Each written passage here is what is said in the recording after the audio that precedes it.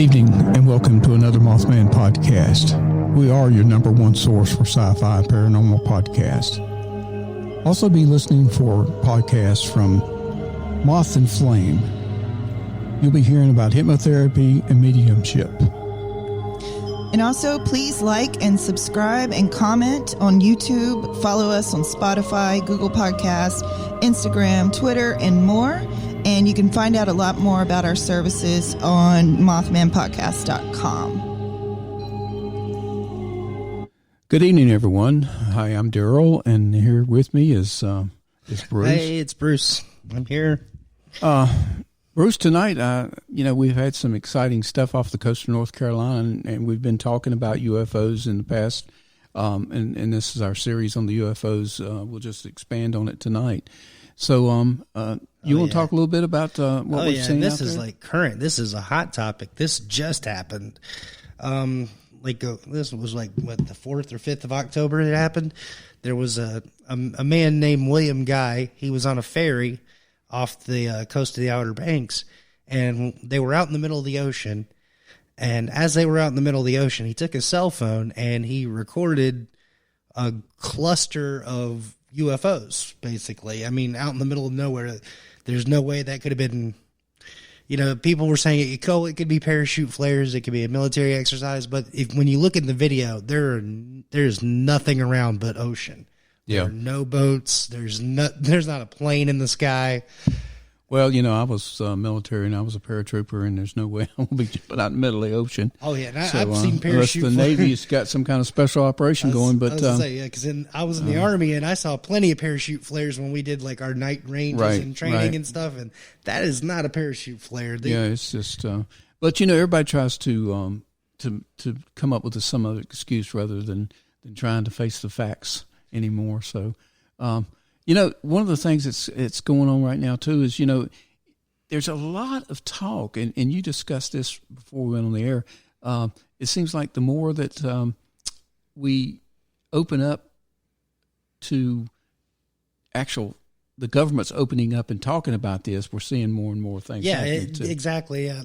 Like I was telling you earlier, it seemed like 10 years ago, everybody would have called you crazy. They would have called you a nutcase. Right, and nobody would talk about it, too. So. I mean, and then, then the Phoenix lights happened 8 years ago. Well, actually, it's been longer than 8 years now, I think.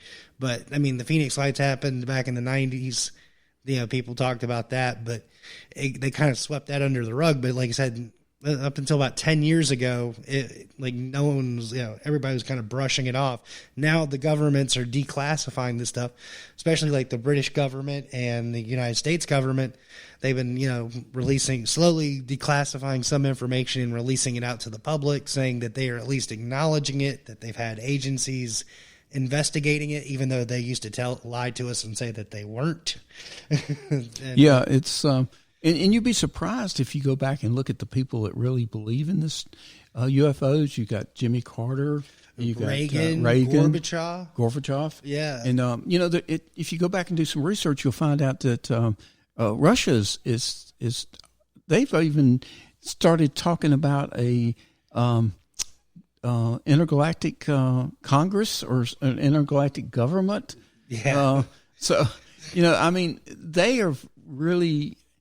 I think they know a little bit more and have put out a little bit more than what we put out. Yeah, well, it was like that one investigator was talking about. He said that there's plenty of they've had there's a bunch of evidence like hearsay and sightings, but the physical evidence, we don't really have a whole lot of it yet, so we don't know what's in these UFOs. Well, if we do have physical evidence, they're not going to tell us about it anyway. Yeah. So. I was looking at some of the video on the U.S. Navy Nimitz episode, and they said this was not supposed to be released. Yeah, but the soldiers released it anyway. Yeah, well, that's one of those things. If the soldiers hadn't released it, we probably still not know anything about absolutely. It. Because they would have hidden it from us. Well, that's like if Ryan Reynolds went and released the Deadpool test footage, Deadpool movie would have never got made. But Fox News has been doing some research on this, and they interviewed a North Carolina representative, Mark Walker, and on this. And we've got a little tape here I'm going to play where he's requesting information from the U.S. Navy. Even Congress now wants to know more. They want to stop hiding this stuff from us. And we did a episode not too long ago when they were talking about an individual that stated that he couldn't tell his boss about some of the stuff that he found. Right. So they're still hiding a lot of this stuff from us. Well, It's not like the government really knows what we're dealing with anyway. And yeah, but if they do know, they're scared to tell us because they're scared, it's going to cause panic and all this kind of stuff. Well, sometimes it is what it is. So anyway, this is a interview with on Fox News with Tucker. I think interviewed Representative Walker. Should we be worried about this? Well, we are concerned about it. As the ranking member of Terrorism and Counterintelligence, we have questions. It comes down to some of the new infrared radar systems that we're putting on some of our new jets are detecting some things out there. We call them unidentified aerial threats, and that's something that we're looking at. Our UAPs is what we call it. We want to know the information, and that's why it's important that we take a look at this. So this has been going on an awfully long time. There's a lot of data the government has stored about this. Most of it, I think, is still classified. But there must be theories about what these objects are, what these aircraft are. What's the most plausible theory, do you think? Well, we don't know for sure. Obviously, what we do know is the question that we're wanting to get to is this something that's a defense mechanism from another country? We do know that China is looking at hypersonic missiles. That's 25,000 kilometers, or to break it down into our language, that's getting from D.C., where I'm at, to L.A. in about 9 minutes. We don't know that the nuclear warheads can be attached to those. Is it something like that, or is it something more? We don't know, but I feel like it's something that we must take a look at, and that's why we've written Secretary Spencer of the Navy. Is there any indication that you're aware of that these sightings are foreign aircraft, Russian or Chinese aircraft? We don't know. We have no evidence to support that. We do know there's something that's traveling at that speed of what we call hypersonic now, which is a Mach 4 or 5, not to get too technical. That is something that we want to know. Is this something that another defense system in another country is more advanced, or is it something else? We're not trying to spook people out, but the AATIP, which is basically a program that the government monitors this, was to close down in 2017. So part of my question, Tucker, is it really closed down? Are we still spending resources, or is there more documentation that this program is still being able to file somewhere? That's something that we need to know, even if it's just for defense purposes alone. We spoke to a government employee who has worked on this issue who said that the U.S. government has wreckage from one of these aircraft. Do you know anything about that? We don't know, but that's one of the 4 questions that we are asking. Is there evidence being held somewhere? Not to get too spooky once again, but if there is evidence, I believe it's important for people, specifically in my position as the ranking member of Terrorism and Counterintelligence, we need to know what this is. Of course. And those are all legitimate questions. I believe and I'm so. grateful that you're not being bullied or mocked into not asking them. Please, I hope you'll come back and tell us what the answers are. We look forward when we find out to coming back. Thank you, Tucker. So that's still stating that the government's still trying to hide stuff from us. They're still trying to hide it from themselves, it looks like. So, but it's just kind of crazy that it's happening in our own backyard. Like I said, 10 years ago, I didn't believe in UFOs. I thought it was all science fiction. I'm not going to lie. It's like, but man, it's like now there's so many videos out there, and seeing that one of, that William Guy took off the Outer Banks is phenomenal. I mean, that's hard to explain because it was like, 6, 7 orbs or so in the video. And then what was crazy is last year, I think it was September of 2019. 2018. 2018. My bad. No problem. It's not. Yeah, we're still in 2019 right now. September 2018. There was a fisherman on the coast of Cape Lookout, and he was on the beach fishing, and all of a sudden, you see 2 UFOs, like 2 glowing orangish orbs, just kind of hovering over the horizon in the ocean. And this is nighttime. It's like pitch black. and then all of a sudden 2 more come out of nowhere and then stack on top of it. And it's like a formation, like a 2x2 cube, like is what it looks like. You know what I mean? And he's just sitting there like recording it on his phone, and he's like, what in the world is this? Well, and then well, and I think now you can talk about it, and where people used to be kind of like you. There's no such thing as UFOs. I'm seeing flashlights over the ocean, right? Right. And then now we're getting pilots that are reporting more, because it used to be if a pilot reported something, he could lose his license. Exactly. You know, it got to the point to where they were threatening people. You did not see that, okay? And whether you saw it or not, you did not see that. Do you understand this?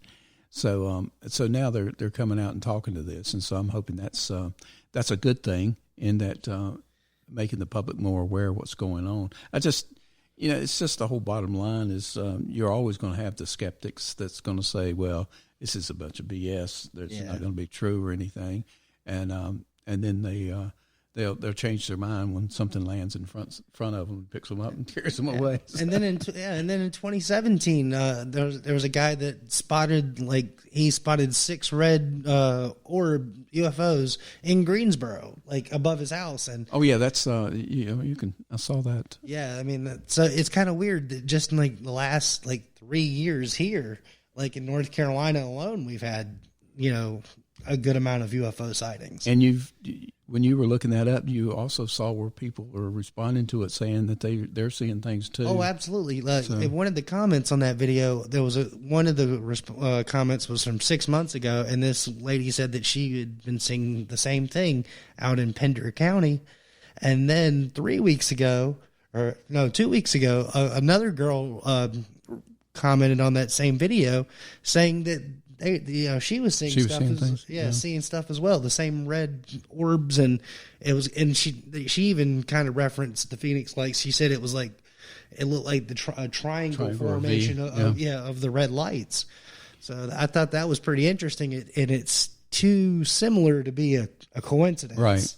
And they're also talking about there's been a lot of study in England about close encounters to airplanes and pilots having to take evac. Yeah, the British guy that ran their version of what was that society, that organization that the United States government had running some initials. I couldn't remember what the acronym was, but that British guy, he ran the basically UK's equivalent of that. And he had a couple videos of stuff almost hitting aircraft. Commercial airliners. So he says when it gets to the point where it endangers, flight paths. I never thought about that. I just got back from Italy, so I never thought about it when I was flying home. That you could have ran into ET. I could have run into ET in midair. In midair, right? But and he also said that now they're developing those new infrared sensors on they're putting them on the planes that pick up things that we didn't used to see. Yeah, and now they're like, I guess, detecting a lot more of them out there. So now it's not a matter if UFOs exist or not, because obviously they do. The question is who's behind the wheel? Is it? I mean, are they originating from our planet? Like, is it a foreign government, or is it, from somewhere else? I know China's got some fantastic technology, and they got a lot of money, but I don't know if they can come up with something that's going to. I know they're experimenting. Unless they got their hands on some wreckage, kind of like the U.S. government claims that they don't, but they do, apparently. Well, and that goes back to Area 51 and all this kind of stuff. Whether that was really an weather balloon, because from what we know now, if they had found something, they would have made that story up. Yeah, absolutely. They would not have released the true story. So now you're sitting back thinking, okay, well, before I thought, well, maybe they just, it was a weather balloon and, this and that. But then the more you learn, the more you study, you're going to start back and thinking, well, these idiots think we're idiots. Yeah.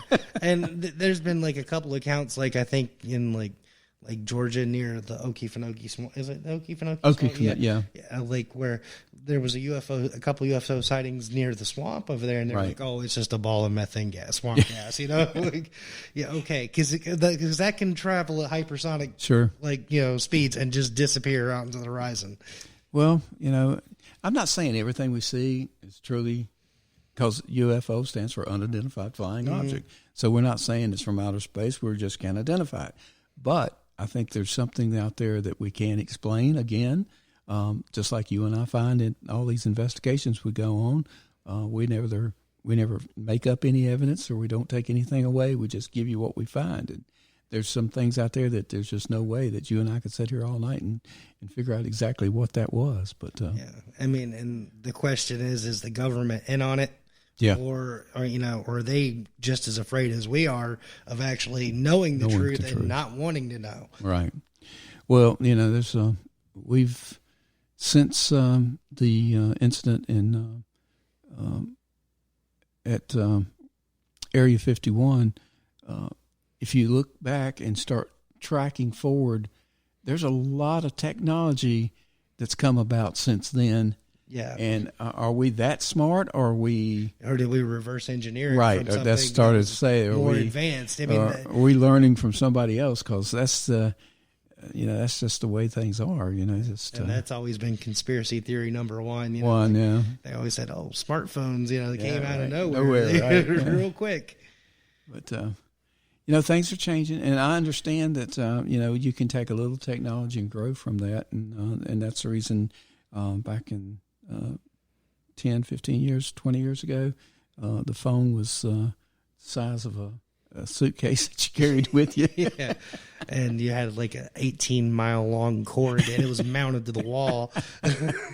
And for those of us who are old enough to remember rotary phones, where you almost broke your finger trying to dial it. I showed one to one of my grandkids, and they said, "What's that?" And I said, "It's a phone." Where does the USB plug in? They pick it up and says, "Well, how do you read anything? Or how do you text on this?" Okay. It's kind of like getting in a car, How do you get the windows? You wind them down. What? Yeah. You have to turn this to get the window down? So where's the button? So, things are changing. And I'm just, I think we're going to have more and more of these type episodes, because I think there's going to be more and more of this stuff that's coming out. And you and I, if it's something comes out real quickly, we'll bring it out to you and we'll discuss it and see where we go from there. But I thought it was very interesting that the senator from North Carolina is requesting that information. The information, because I agree with him. If he's over the terrorist part of it, I mean, that's a threat. It's a threat. It's a threat. I mean, foreign and domestic. Foreign also includes aliens. Aliens, that's right. And then I heard about all the presidents that believe in it, and I'm saying, well, these people, there has to be something. There has to be something out there, that they're looking at. So, anyway, what have we got coming up, Bruce? Coming up, for those of you who are in the Winston-Salem, Greensboro, Clemens area, come out and support us on October 20th. We're going to be at the Clemens Goblin Hop, and we'll have a little booth set up there. Probably have a radio playing our podcast, so you guys can come here and meet us, greet us. I'll try to have maybe a laptop out there so we can show you some of the video of some of our investigations. Yeah, Darrell can hypnotize you. Yeah. I don't know. I'll be taking a nap, I think. Yeah. I don't know. Maybe we can even get the Mothman himself to show up with us. Oh yeah. And also coming up, we got a couple of Halloween special episodes for a couple of fans who requested things. Yeah. We're vampires and werewolves, and all the good stuff. All the good stuff. Yeah, right. And then we're going to do a campfire episode, where we're going to tell the real haunted stories from North Carolina, right here, local legends and stuff, and maybe even throw in some real eyewitness accounts on the events. And we've got some investigations coming up too. we're looking to get permission to go out to what's the name of that city again, or a town? Hamptonville. Well, no, Hamptonville. Yeah. Well, this is a big one. I guess we'll go ahead and reveal the big one. Go ahead. Yeah, we're working on getting permission to go to Henry River Ghost Town, where they investigate where they filmed the first Hunger Games. It was District 12, and some of the camera crew and other cast, they got spooked out there, and one of the cameramen and actors actually said they had rocks thrown at them by something that wasn't there. So that's pretty cool. And then I guess they didn't like the movie. Yeah, and then you said we're trying to get the hospital, right? Yeah, we've in Hamptonville. I haven't heard of that, but I had one of our listeners that called me up and out of the Greensboro area and said, have you ever been there? We're getting ready to go there and kind of look around. And so I said, no, we've never investigated that. And she says, well, it's haunted. And I said, well, if that's my key word, is haunted. Yeah. So they were able to give me the owner's name, and there's 2 individuals there that we're going to contact and see if we can't get permission to go in there and do a midnight. Woo, midnight. Yeah. And I'm still working on trying to get my solo investigation together, but that all depends on if I can get a certain room. Yeah, that's which I don't know if I should even mention the name of the. I think we should hold off when we get the room. They're not trying to. They're not. Let's not get anybody's hopes up. Yeah. So we've got a lot of things coming. So we're looking forward to a great end of the year and a good next year. We're booked through the first of next year, so and we've also finally established a good format for our show, right? For our listeners who want to tune in, Monday nights we'll have like a nice anywhere from 15 to 30-minute podcast for you. Wednesday nights will be our lights out paranormal. It's the 1940s radio series that we have rights to broadcast, and it's the scary series too, and so it's for all you guys that have a hard time sleeping at night and want to hear something that's interesting, and all you people that are traveling and wanted to hear something other than just music. It's a great show. Our parents, as grandparents, used to sit around the radio and listen to these, and it was really interesting because when I was doing the research on it, one of the writers was writing the scripts, and he would write late at night, and he would scare himself so bad he'd have to wait till the next morning to finish the script. So I thought that was comical. I mean, and some of them are always scary. I mean, so it's just that wonderful retro nostalgia. Right. It's always fun to listen to. So Wednesday nights for all you truckers on the road or just avid radio show lovers, that will be your night. And then Fridays we're going to do 45 minutes to an hour long podcast. That'll be our big one for the week, unless we have an investigation, in which that'll actually end up usually being a pre-investigation episode. Right. And we will have some fill-ins every once in a while because we do have a life other than this. But, we do work for money. This is not for money. and some of us travel. So I just, like I said, I got back from Italy, and sometime we'll have to talk about some of the houses that I saw over there that were supposed to be haunted. Yeah, I'm still jealous you went to Italy without me. He knew Florence was on my bucket list, and he didn't take me. I'm so disappointed. Well, I didn't want you. I didn't want you to die. I want you around for a little while longer. We both couldn't. We both can't crash into a UFO on an airliner at the same time. Then the show's done. And I've got to do some research because I saw an article the other day about why airplanes don't fly over the ocean. So and I know that we took off out of Rome and we flew north, and then we flew across up and came in over New York and came back down over the Greensboro High Point area and to Charlotte, and we landed in Charlotte. But I got to figure out why we don't fly directly over the ocean. So. That's a good question. I couldn't tell you that either. There's another episode, okay? Well, listen, we enjoy talking to you, everybody, tonight, and we hope you enjoy the podcast, and we hope you stay tuned to listen to more, and we're going to be out here for a long time. So tune in to us. And remember to follow us on Twitter and Facebook, also our Instagram, and for those of you listening to us, we're on Spotify, Spreaker, Apple. So make sure to listen and tune in, and subscribe and like our YouTube channel. So from Darrell and Bruce, good night and have a great weekend. Good night, guys.